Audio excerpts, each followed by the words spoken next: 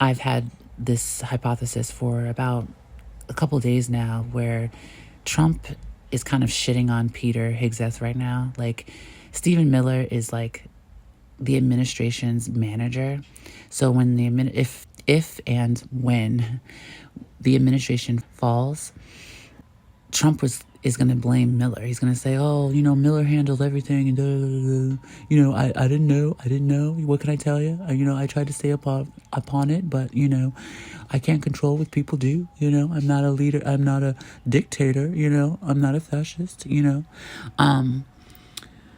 But Peter's like a little brown noser because they very much act like high school or middle school there in that administration.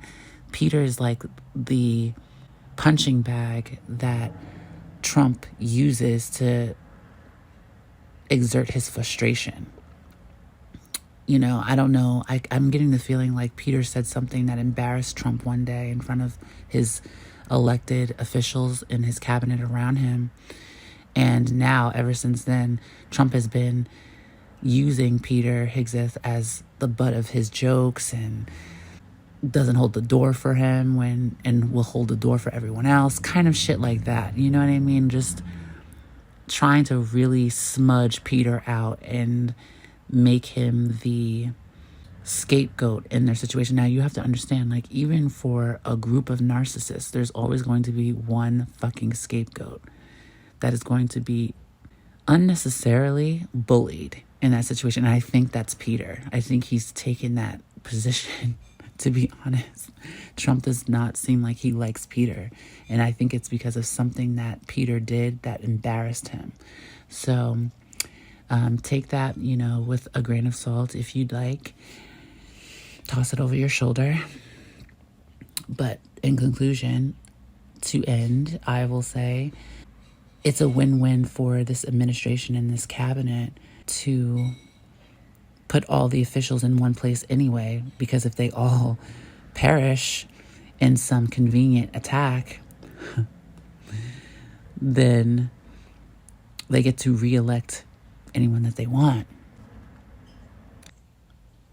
Not only is Peter Hegseth unqualified to be in the position that he's in, and in calling all the war generals, all the top officials into one location, which is a bad war strategy, I'm going to tell you it doesn't matter. And I think they know it doesn't matter. There's no real threat here. You can say it's China, you can say it's Iraq, you can say, oh, but what, the Taliban? No one is going to be like a real threat. And the reason why this is because all the countries and nations are pretty much in cahoots with each other. There was no real threat. So in calling, it's so interesting because Democrats and leftists really see the news or see what's happening in the political sphere.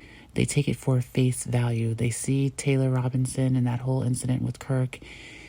They take it for what it is and what they've been told and what they've been shown, which is absurd because it's a complete conspiracy.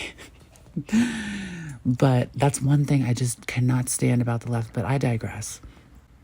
The reason why all the top generals of America were called into a meeting for this speech that Peter Hegseth gave is to get them all into the fold and get a real sense of where their generals are so that when they do this takeover, there won't be a coup.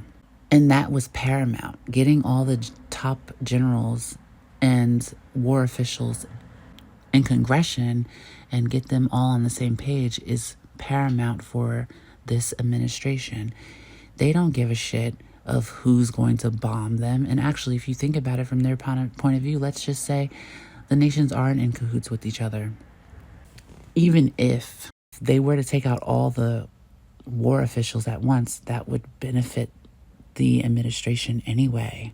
So it's like, can't really lose in that situation. It's a win-win. Like, you bring everybody there to see where all your top officials are at mentally and where they stand politically, and sort of make them, coerce them into a certain ideology that you're trying to preach or they're trying to preach. But then if another nation does take action, take advantage of this situation, the administration would still win because all the officials would be out of there.